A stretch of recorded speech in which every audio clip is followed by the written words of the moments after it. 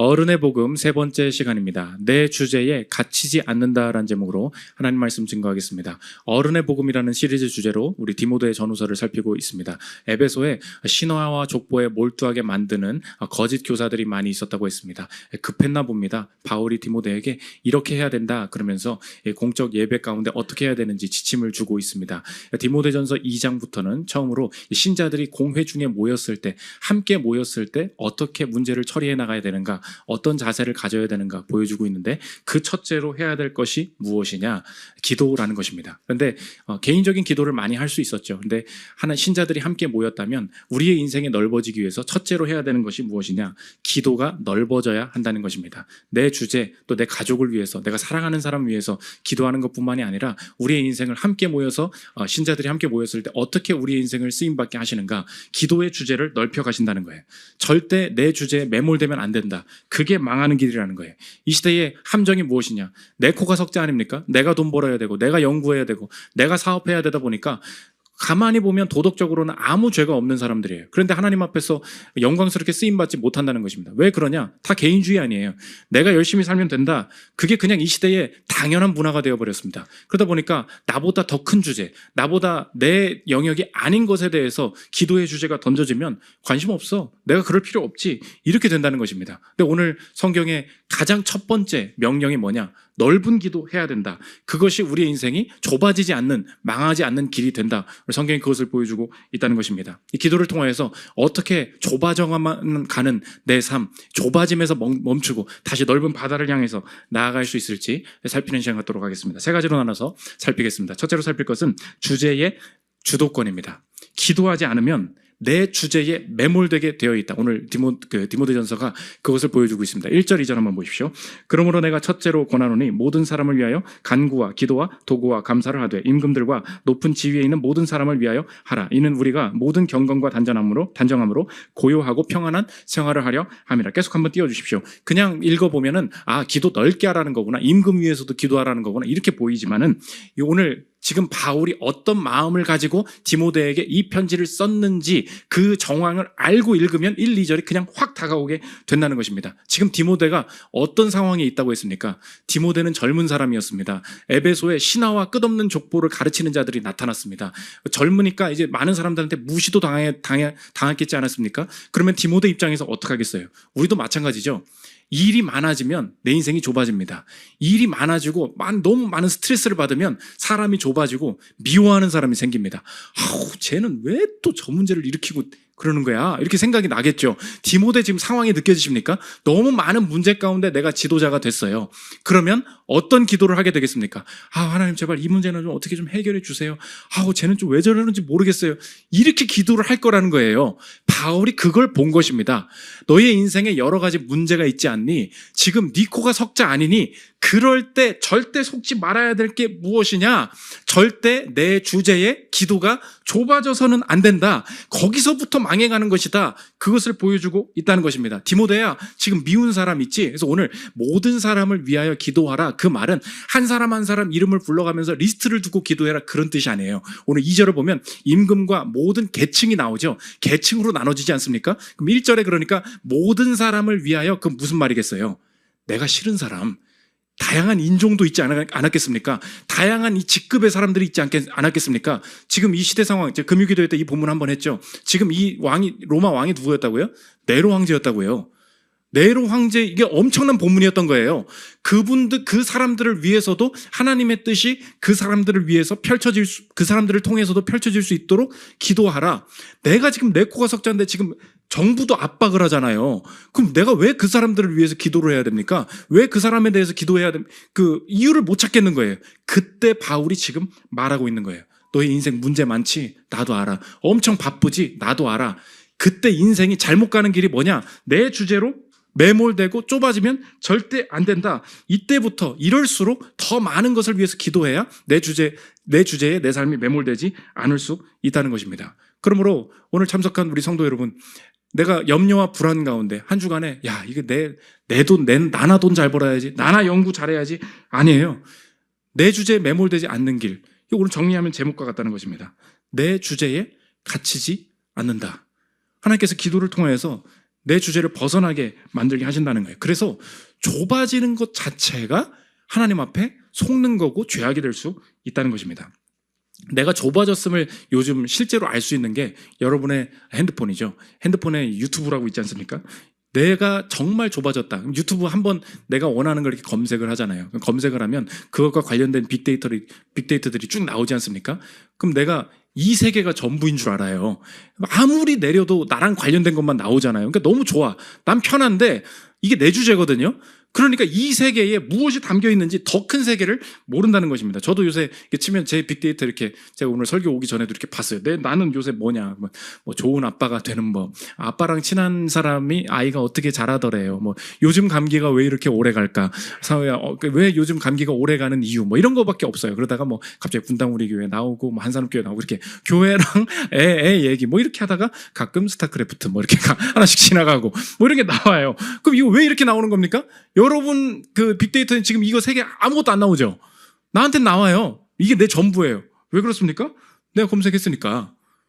이게 내게 전부인 줄 알아요. 그런데 우리 인생에 크게 충격받을 때가 뭐예요? 어떤 친구가 갑자기 커피 마시다가 야 여기 한번 들어가 봐. 딱 이때죠. 저 그런 게 있는지도 몰랐어요. 탁 들어가 봤는데 야 이런 게 있어? 인생의 주제가 바뀌면서 야 이런 거 혹시 있나? 쳐봤는데 너무 많죠. 그때 느끼는 게 무엇입니까? 야 이 바다가 이렇게 넓었는데 내가 도대체 뭐 하고 있었던 거냐? 그래서 우리 교회에서도 어떤 분이 이제 그 연예계 쪽으로 같이 이렇게 일하시는 분들도 좀 있어요. 그러니까 그렇게 하다 보니 얘기를 나누거든요. 어떤 이런 일을 하시는군요. 그래서 제 관련된 채널이 유튜브에 이런 게 있습니다. 그래서 들어가 봤거든요. 구독자가 보니까 뭐 7,007 이렇게 돼 있어요. 그래서 7,000명이구나. 가만 보니까 7,000명이 아니에요. 7,000만 명이에요. 제가 너무 놀랐어요. 여기서 하신다고요? 7,000만. 여러분 우리나라 인구보다 많아요. 뭐 이런데 일하고 난 이런 채널이 있는지도 몰랐는데 그때 느끼는 게 무엇입니까? 나의 작아짐이죠. 내가 지금 유튜브 이거 하나 눌러오면서 이거 뭐 하는 거냐? 맨날 축구 동영상이나 보고 야구 동영상이나 보고 이게 아니라는 거예요. 기도가 뭐냐? 이 유튜브랑 똑같다는 거예요. 하나님께서 신자들에게만 이 세계를 경영하시고 내 인생을 인도하시는 새로운 무기로 주신 게 무엇입니까? 그게 기도죠. 근데 기도 가지고 내가 하고 있는 짓이 뭐예요? 내 주제에 하나님 내일 제발 그 상사가 나 요간하게 해주세요. 왜 이 연봉 이번에 올라야 됩니다. 이번에 올라야 됩니다. 하나님이 그 기도 이미 아시거든요. 하나님이 내 마음 이미 아세요. 계속해서 그 기도만 계속하는 거예요. 내 주제만. 실행이 그게밖에 안 돼요. 오늘 바울이 디모데에게 말하고 있는 게 뭔지 아시겠습니까? 디모데야 네 상황 진짜 알아. 엄청 바쁘지. 네 주제가 진짜 네 코가 석자지. 그때 빠지지 말아야 될 게 뭐냐. 내가 첫째로 권하노니 모든 사람을 위하여 기도하라. 모든 계층. 네가 전혀 나랑 관계없는 사람일 거야. 저 사람은 나한테 악한 사람일 뿐일 거야. 그렇게 생각되는 사람을 위해서도 그런 조직을 위해서도 기도하면 하나님께서 그것에 맞게 하나님의 뜻을 펼쳐 가신다. 넓어지는 길이 기도에 있다는 것입니다. 그래서 그러므로 적용인데 여러분의 인생에 오늘 기도 주제의 선호를 내려놓아야 된다는 것입니다. 주제, 내가 살고 있는 이 기도의 주제 있잖아요. 이 주제의 주도권은 내게 있는 게 아니라는 거예요. 하나님께 있다는 거예요. 저도 옛날에 교회에서 나랑 관련되지 않은 주제를 얘기하는 게 너무 싫었어요. 저는 그래서 가끔 이렇게 교회에 보면은요, 그런 기도 한다고 하면 도중에 이렇게 나가시는 분들도 있어요. 왜냐? 나는 내 인생 잘 챙기러 왔다는 거예요. 근데 갑자기 뭐 사회를 위해서 선교를 위해서 기도하자 그러고 뭐 이렇게 하면은 관련이 없거든요. 재미가 없는 거예요. 은혜도 안 되고. 처음에 내 주제, 내 실용적인 것을 다뤄주는 교회만 좋고 다른 거는 싫다. 이렇게 막 간다고요. 하나님 그렇지 않습니다. 왜? 하나님이 그 모든 것을 통해서 일하신다. 그래서 붙들 말씀이 이거예요. 잠언 16장 4절 한번 보십시오. 여호와께서 온갖 것을 그 쓰임에 적당하게 지으셨나니 악인도 악한 날에 적당하게 하셨느니라. 이 당시에 그리스도인 통치자가 어디에도 없었습니다. 전 세계에 아무도 없었다고요. 그러니까 디모데에게 이 말은 너무 심한 거예요. 네로를 위해서 기도하라고? 네로를 사랑하게 해주세요라고 기도하라는 게 아니에요. 우리가 무슨 기도만 하면 그 사람을 내가 사랑하게 해주세요 이것만 기도하라는 줄 알아요. 그렇지 않습니다. 네로를 통해서도 하나님이 주권적으로 통치하신다는 거예요. 그러면 어떻게 일이 벌어질지 모르겠지만 그 사람을 통하여서도 하나님의 뜻이 펼쳐질 수 있도록 내가 속한 집단, 내가 속한 소속의 지도자를 위해서 기도해야 될 책임이 있다는 것입니다. 그래서 신자의 특징이 뭐냐? 소속된 곳을 위해서 언제나 기도하는 사람이다. 이 정체성이 있어야 돼요. 여러분 오늘 뭐 직장에서 과장님, 팀장님 정도 뭐 이렇게 부장님 되시지 않습니까? 여러분을 위해서 여러분에 대해서 옆 사람이 혹시 이렇게 평가하고 있는, 야, 저 사람, 저 과장이랑은 커피 마실 맛이 난다고. 참 우리 회장님 욕 찰지게 잘해준다고. 가지고 내 스트레스가 이 과장님만 만나면 너무 잘 풀린다는 거예요. 너무 욕을 잘해줘서 어쩜 저렇게 시원하게 욕을 던져주는지. 그렇게 위로하고 계신 분이 있습니까? 지금 세상을 잘못 섬기고 계신 거예요. 어떻게 섬기냐? 내가 기도함으로 섬기는 거예요. 내 학교 총장님 위해서, 내 우리 사장님 위해서 언제나 신자는 기도해야 된다는 것입니다. 이 기도의 실제적인 쓰임, 역사적으로 하나님께서 작은 사람들의 기도를 사용하신다. 두 가지 예가 있는데, 냉전 시대 있지 않습니까? 미국과 소련이 냉전 가운데 2차 대전 이후에 많이 겨뤘었죠. 근데 61년, 62년 이때 쿠바 미사일 위기가 벌어진 날이 있습니다. 소련이 쿠바에다가 몰래 미사일 기지 만들었던 거예요. 케네디가 그걸 발견하게 되죠. 너네 이거 안 치우면은 3차 대전 일어날 줄 알아? 일촉즉발로 간 거예요. 전쟁에 대한 얘기 아닙니까? 거시적인 얘기 아닙니까? 근데 그 당시에 그 시대를 살고 있었던 한 오페라 배우가 있었다는 거예요. 제롬 하인즈라고. 제롬 하인즈가 미국에서 뉴욕 그 메트로폴리탄 단원까지 돼서 오페라 가수로 잘 나갑니다. 근데 산상수훈 같은 거 이렇게 그 공연하려고 하다가 성경 읽고 회심하게 돼요. 내가 죄인이구나. 주님이 날 위해 죽으셨구나. 그래서 내가 그리스도를 증거하는 오페라 가수로 쓰임받기를 원한다. 이게 내 인생의 주제가 바뀌어버린 거예요. 뭐 사역을 하고 있는데, 그러니까 내가 직업적으로 내가 살고 있는데 갑자기 모스크바에서 초청이 온 거예요. 이 60년 요 초에 모스크바 와서 공연 좀 해주세요. 파우스트 공연해달라고. 파우스트 요즘도 공연하대요. 와달라고 왔어요. 갔는데 갑자기 이상하게 하나님이 자기 마음에 이 기도 제목을 주시더라는 거예요. 그때 당시에 그 공산당 후르시초프가 이 공연에 오게 해주세요. 후르시초프가 이 공연에 오게 해주세요. 지금 전쟁 직전인데 후르시초프가 여기 오게 해주세요. 그래가지고 자기가 뭔가 이것을 위해서 기도해야 되겠다는 생각이 막 든다는 거예요. 공연 당일날 아침이 되었습니다. 일이 터진 거예요. 갑자기 케네디 대통령이 쿠바 봉쇄령을 내려버린 거야. 신문 보니까 너 그 소련 그 선박 지나가는 거 다 막아버리겠다. 이거 이제 전쟁하자는 얘기거든요.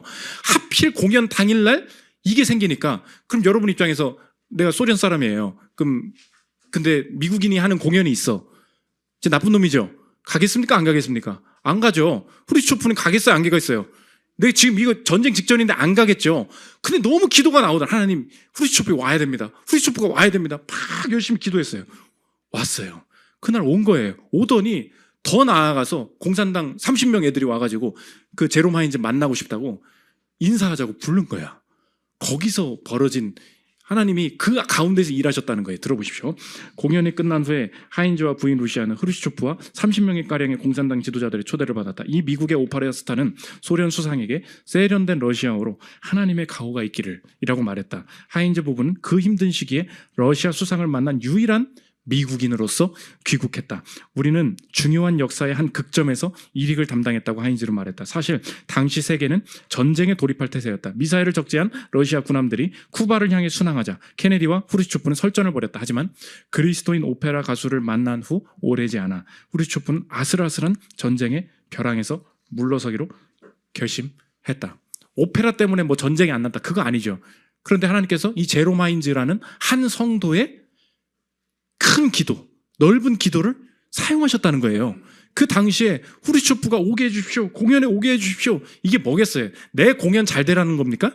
그렇지 않아요. 이 시대를 위해서 끌어안고 기도하는 그 백성을 자신의 인생을 넓히실 뿐만 아니라 하나님이 하나님 나라의 더 큰 사역에 참여하게 하신다. 이 뜨거움, 이 열정을 하나님께서 주신다는 거예요. 이거 너무 옛날 얘기니까 요즘 얘기도 있어요. 그 미국의 그 리디머 그 장로교회라고 팀 켈러 목사님 최근에 뭐 인퇴하시고 그러지 않았습니까? 그 뉴욕의 맨하탄 한복판에서 뉴요커들이 갑자기 수천 명이 막 오기 시작하는데 그 부흥이 일어나기 전조에, 그게 80년대 후반이었어요. 그때 그 교회에서는 무슨 일이 일어났는가? 90년대에 실제로 90년대에 갑자기 뉴욕이 살기 어려운 곳이었어요. 90년대 들어서 범죄율이 급감하기 시작합니다. 근데 그 당시에 80년대 후반에 이상하게 이 교회에서 이상한 일이 벌어졌다는 거예요. 갑자기 사람들이 기도해야 된다 그러는데 뉴요커가 맨날 일하고 토요일날 토요일날 조금 여가 시간 갖고 그런 성도들이에요. 그런데 교회의 부흥을 위해서 이 도시를 위해서 기도하는데 오전 7시에 모였다는 거예요. 여러분은 우리는 아직 7시가 아니기 때문에 아직 지금 부흥이 좀 적게 일어나고 있는 것 같은데 오전 7시에 나와서 그 졸린 눈 비비고 버터 베이글 먹으면서 사람들이 모여서 이상하게 하나님이 뭔가를 하시는 것 같다. 엄청나게 기도했다는 거예요. 하나님의 사람 팀 켈러라는 최근에 나온 자서서의 얘기인데 들어보십시오. 리디모 초창기에 봉사활동을 이끈 로레인 제크먼은 다들 하나님이 뭔가 일을 준비하고 계심을 강하게 느꼈어요. 우리 가운데서 역사하시는 성령이 생생히 느껴졌습니다 라고 말했다. 역시 리디모 리더였던 레이 나서는 90년대 뉴욕의 범죄율 감소를 도시의 평화와 형통에 초점을 맞춘 그 기도의 덕분으로 보았다. 그때 모였을 때 우리 리디모 교회 잘 되게 해주세요 그렇게 기도하지 않았다는 거예요. 이 도시를 불쌍히 여겨주십시오. 이 도시를 하나님께서 만져주십시오. 그렇게 기도했다는 거예요. 다른 사람들이 이제 세상적으로 이유를 찾지만 본인들은 확신하는 거예요. 우리가 기도했다는 거예요.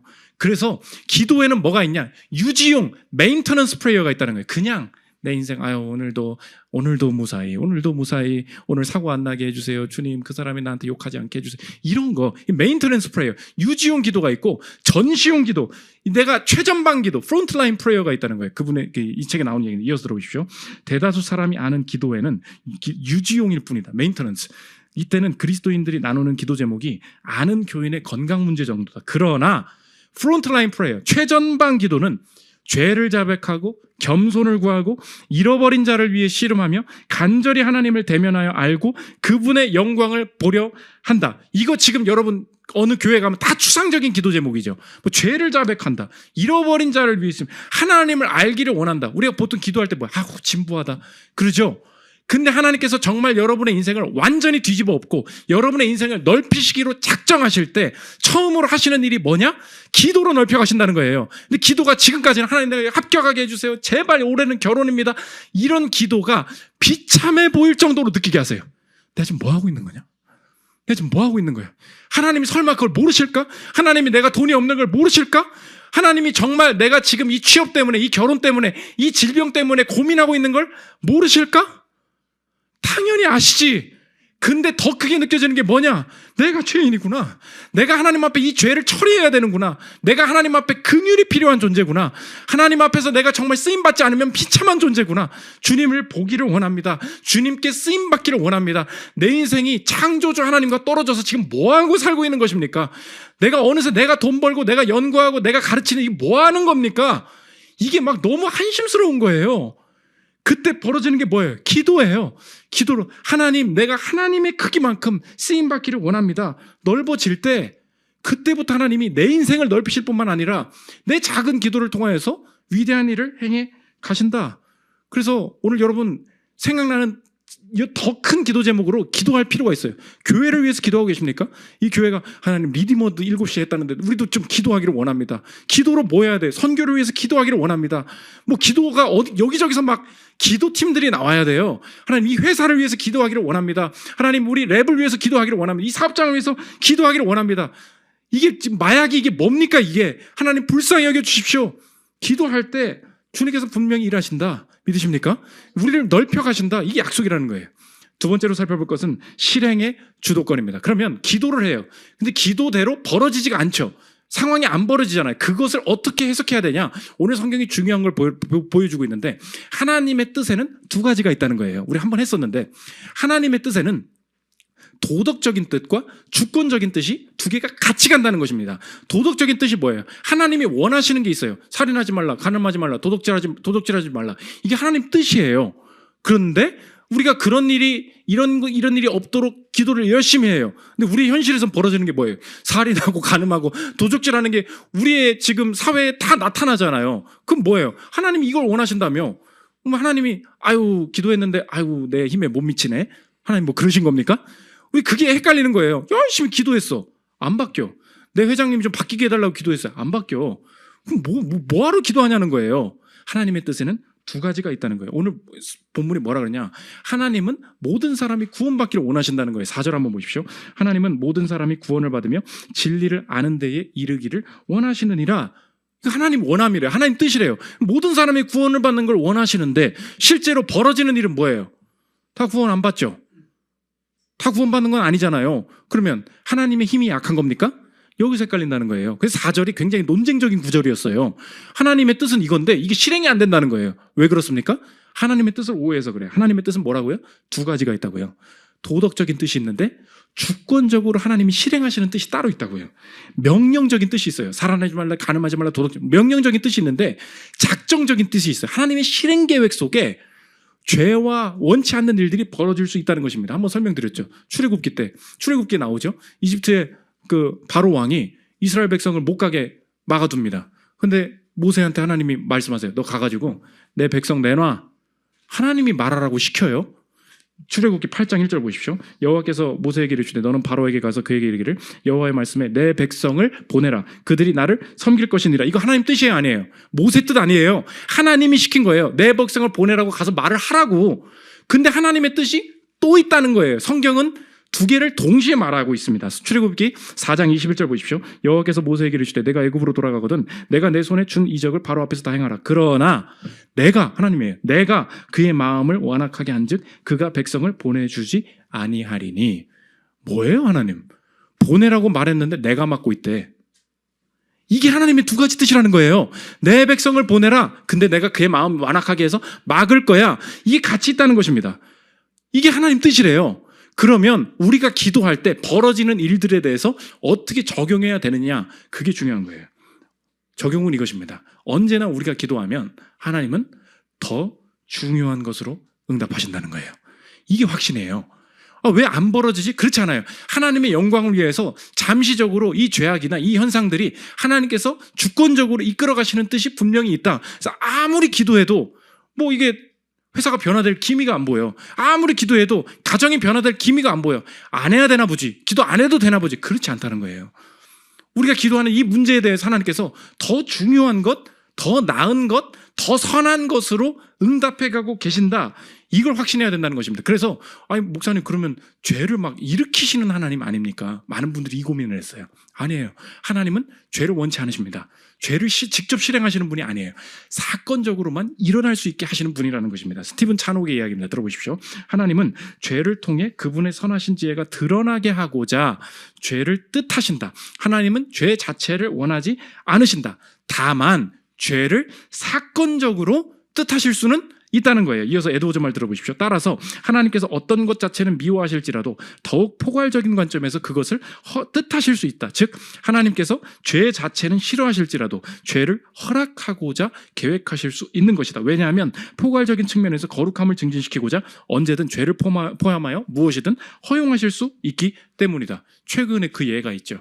어떤 임시성을 가진 어떤 그 연예인 가수분이 최근에 주식 그 시세 조정에 이제 가담한 것 때문에 지금 뭐 어려움을 겪고 뭐 어떤 분들은 그분이 공범자다 이야기하기도 하고 그러지 않습니까? 그 세력에 이제 동조한 자다. 그래서 누구 댓글을 보니까 너도 공범이다. 그래서 그 짤을 만든 여보 세력 나야 이렇게 해가지고 막 이렇게 바꿔서 이제 조롱하고 막 이런 것도 있었는데 어쨌든 이 연예인들을 엄청나게 유혹했다는 거예요. 이 세력이. 그런데 세력이 끝까지 이 잡아먹으려고 했는데 끝까지 유혹을 안 당한 자가 있다는 거예요. 그게 누굽니까? 그 노홍철이죠. 왜 노홍철이 안 당했어? 더 크게 일을 뻔했어요. 근데 노홍철의 과거가 뭐냐? 정준하가 뭐 인생주 있다고 몇 개 소개해주는 바람에 전 재산을 다 넣었다가 정말 인생 그만둘 생각할 정도로 자기가 크게 망했는데 주변이 위로해주고 그래서 간신히 살았다는 거예요. 물론 이게 신앙인은 아니지만 인생에 그런 질문을 하지 않았겠습니까? 왜 나에게 이런 일이? 그렇죠. 왜 나에게 이런 일이? 근데 사실 당하는 게 나았죠. 그거 안 당하고 지금 이 큰 판에 다시 들어갔으면 정말 인생 어려워질 수 있었죠. 그래서 노홍철을 보는 순간 사람들이 갑자기 정준하 생각난다는 거예요. 뉴스의 한 꼭지인데 들어보십시오. 해당 글을 두고 네티즌들은 준하 형의 큰 그림, 예습이었다. 정준하 생각부터 난다. 정준하 말 듣고 투자했다가 재산 날려서 신중했던 것 아닐까? 등의 반응을 보였다. 이거 지금 세상 얘기잖아요. 그런데 왜 내게 이런 일이 일어나는 게 신앙적으로 한번 생각해 보라고요. 망해도 너무 크게 망했어요. 하나님께 열심히 기도했거든요. 응답이 안 되네. 이거 뭐야? 이거 아무 소용없는 기도야. 이렇게 생각한다고요. 근데 여러분 한번 돌아보십시오. 여러분 지나온 이 여정들이요. 이렇게 지나왔기 때문에 하나님을 의지하는 거고요. 이렇게 지나왔기 때문에 더 이상 안 속는 거고요. 남들은 그 유혹에 지금도 넘어지고 있는데 그때 당시에 내가 씨름하고 분투하고 했던 이 과정들 때문에 하나님이 더 중요한 것으로 응답하신다. 더 좋은 것으로 응답하신다. 오늘 모든 사람이 구원받기를 원하신다. 근데 현실은 그게 벌어지지 않다. 왜 그래요? 구원의 이 은혜를, 하나님의 영광을 드러내는 더 큰 뜻이 있기 때문에 하나님이 이 두 가지 뜻, 명령적인 뜻, 도덕적인 뜻, 명령적인 뜻, 주권적인 뜻, 구별할 줄 알아야 된다. 이걸 보여주고 있다는 것입니다. 지난주에 분당 우리 교회 갔다 왔는데, 분당 우리 교회 성도님들만 좋으면 안 되니까 우리 교회 때 안 했던 건데, 우리 개인의 인생도 마찬가지죠. D.L. 무디라는 전도자를 제가 거기서 소개를 했어요. 개인의 인생의 기도 제목이 뭐냐? 구두 사업 잘 되게 해주세요. 구두 파는 사업가였어요. 돈을 많이 벌다 보니까, 꼭 돈을 많이 버시거나 세상에서 잘 나가시는 분들은 교회에서 직분을 맡지 않는 특징이 있습니다. 예, 교회 그냥 전반적인 특징이에요. 뭐 헌금이나 하고, 이분도 그랬어요. 주일학교 주교사가 있고 보조교사가 있는데 나는 절대 주교사 안 만든다고. 뭐 돈이 필요하면 내가 돈을 주겠다고. 그래서 애들 과자 사주면서 애들 몰아오는 건 하는데, 애들 회심시키고 성경 공부시키고 나는 시키지 말라고. 이런 존재였어요. 기도 제목이 뭐예요? 나는 내 사업 잘 되게 해주세요. 근데 하나님이 꼭 그걸 응답을 하시는 거죠. 주 교사가 하필 아픕니다. D.L. 무디가 대신해야 되는 거예요. 나 진짜 하기 싫은데 좀 왜 하필 아파가지고 이렇게 막 마음이 궁시렁궁시렁 되고 있는데, 설상가상으로 이 선생님이 소천하시게 된 거예요. 죽게 된 거예요. 이 선생님이 마지막으로 무디한테 부탁합니다. 내가 애들한테 성경은 가르쳤지만 실제로 이 아이들은 한 명도 회심하지 않았습니다. 여러분, 아이들한테 중요한 건 회심이에요. 어린 아이도 죄인입니다. 그래서 오늘 초등부도 여기 지금 앉아있죠. 여러분들 물어봐야 돼요. 내가 인격적으로 예수님 만났어요? 내가 죄인임을 인정하세요? 내가 예수님 만났어요? 내가 지옥 갈 죄인임을 인정하십니까? 이거 만나야 돼요. 아이들한테 필요한 건 회심이라고. 자기가 그걸 못하는 걸 아는 거예요. D.L. 무디한테 대신해달라고. 난 지금 돈 버는 인생인데. 그래가지고 애들 데리고 막 병문안도 다니고 막 그때 기도하기 시작했다는 거예요. 애들 좀 회심하게 해달라고. 마지막에 병문안 선생님 앞에서 임종을 딱 지키는데 기적이 일어나지 않았습니다. 선생님 죽었어요. 애들이 선생님 낫게 해달라고 막 기도하는데 다른 기적이 나타난 거예요. 애들이 예수 믿기 시작하는 거야. 그래서 이 청소년 여자애들이 그 반 전체가 다 내가 예수를 주로 고백하게 됐어요. 문제는 뭐냐? 기적이 하나 또 나타나는 거예요. 하나님의 응답이 D.L. 무디한테 왔어요. 자기가 내 인생 구두 파는 거, 내 인생 주제를 열심히 기도했다고요. 주님이 응답하셨어요. 뭘로? 사람 낚는 업으로. 너의 인생을 넓게 만드신 거죠. 넓게 응답하셨다는 거예요. 자신이 내가 영혼을 사랑하는 마음이 어디서 생겼냐? 그 작은 주일학교 교사에서 이 친구 회심하게 해주세요라고 기도했을 때 하나님은 그거에만 응답하신 게 아니라 D.L. 무디의 인생에 불을 붙이셔가지고 내 인생이 크게 쓰임받게 만드셨다. 그분의 무디의 고백입니다. 들어보십시오. 거기서 하나님은 내 영혼 속에 결코 꺼지지 않는 불을 지피셨다. 내 야심은 상인으로서 성공하는 것이었다. 만일 기도회가 그 야심을 아사가 버릴 줄 알았다면 나는 기도회를 계획하지도 않았을 것이다. 절대 안 뺏길 사람이었다는 거예요. 사업을. 하지만 그 이후로 나는 기도 모임을 갖게 해주신 하나님께 얼마나 여러 번 감사드렸는지 모른다. 응답하셨어요? 안 하셨어요? 하셨다는 거예요. 응답하지 않으셨지만 응답하셨다는 거예요.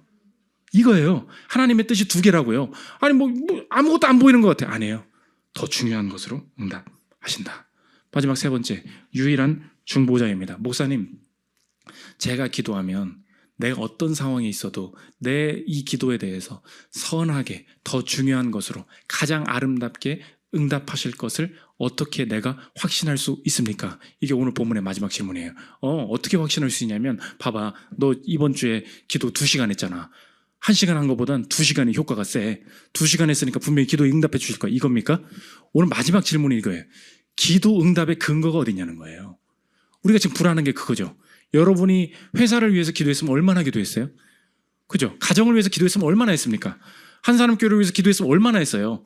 뭐 대충 안 했죠? 마음속에 이게 느낌이 뭐예요? 이거 되는 거야, 안 되는 거야? 이게 되게 애매하잖아요. 늘 근거가 불안하다고. 근데 어떤 상황이든 내가 얼마나 처참한 순간에 있을지라도 내가 기도하면 하나님께서 선한 것으로 응답하시는 것을 어떻게 확신할 수 있느냐? 오늘 본문은 좁혀지고 있어요. 이걸 봐야 돼요.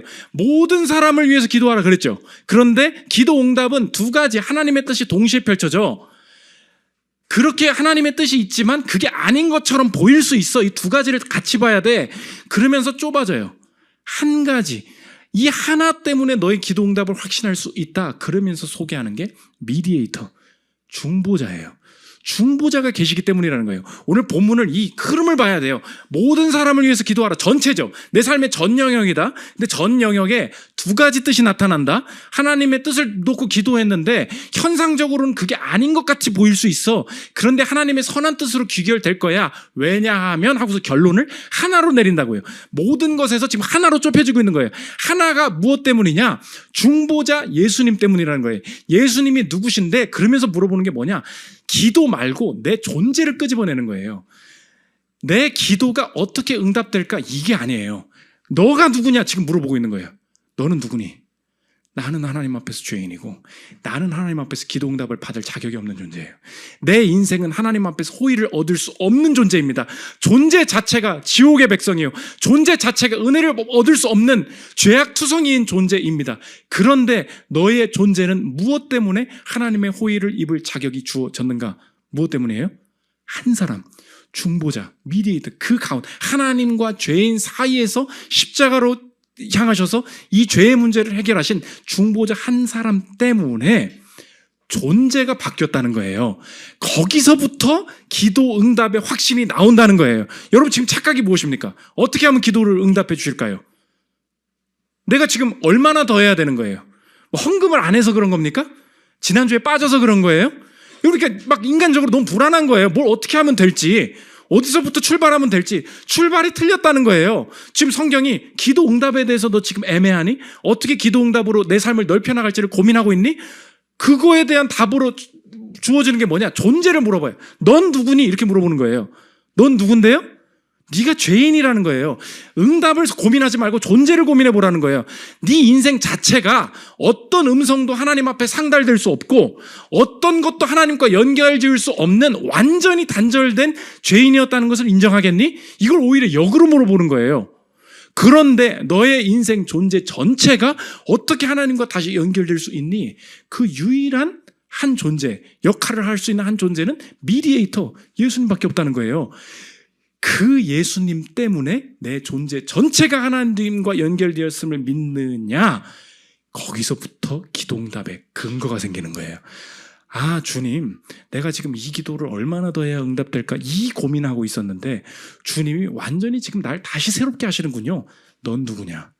난 죄인이고 원래 아무것도 주님 앞에 상달될 수 없는, 기도할 자격이 없는 존재였는데 중보자이신 예수 그리스도 때문에 내 존재 전체가 주님 앞에 상달되고 주님과 교제할 수 있도록 변화되었다면 내 인생의 나머지 문제들도 이제 확신할 수 있겠습니다. 주님께서 내 인생에 악을 만나면 중보자 때문에, 중재자 때문에 분명히 선한 것으로 응답하시겠군요. 꼬인 것 가지고 기도하면 얼마나 내가 더 많이 기도할까가 아니라 꼬인 것 가지고 중재자 예수 그리스도를 의지하여 기도할 때 분명히 꼬인 것이 풀리게 되는 역사로 분명히 응답하시겠군요. 그 중재자를 소개합니다. 5절부터 한번 보십시오. 하나님은 한 분이시요 또 하나님과 사람 사이에 중보자도 한 분이시니 곧 사람이신 그리스도 예수라. 그가 모든 사람을 위하여 자기를 대속물로 주셨으니 기하게 이르러 주신 증거니라. 이 한 사람 때문에 내 존재가 바뀌었음을 보여주고 있다는 거예요. 기도 얘기하다가 갑자기 왜 중보자 얘기야? 그거라는 거예요. 내 존재도 연결된 존재라면 그 중보자 때문에 그 내 존재 안에 있는 작은 기도도 선하게 응답해 주실 것이다. 오늘 내 주제만 바라보면서 좁아져 가고 있는 내 인생, 주님께서 기도로 다시 살리시길 원하십니다. 매몰되는 게 죽는 겁니다. 빅데이터 그것만 나온다고 그거 보고 있으면 그 자체가 죽는 거라고요. 주님께서 자꾸 뭔가 큰 것을 위해서 기도하라고 하실 때 절대 손해보지 않습니다. 더 나은 것, 하나님 내가 죄인입니다. 더 크게 쓰임받기를 원합니다. 주님의 영광을 드러내기를 원합니다. 옛날에는 추상적이었던 이 기도, 이거 시작하십시오. 추상적이었던 그 기도가 가장 간절한 기도고 가장 위대한 기도라는 거예요. 더 넓어지는 기도를 통해서 많은 응답을 체험하고 내 인생이 주님 앞에 드려지는 저 여러분 되시기를 기도합니다. 우리 찬양하고 기도하는 시간 갖도록 하겠습니다.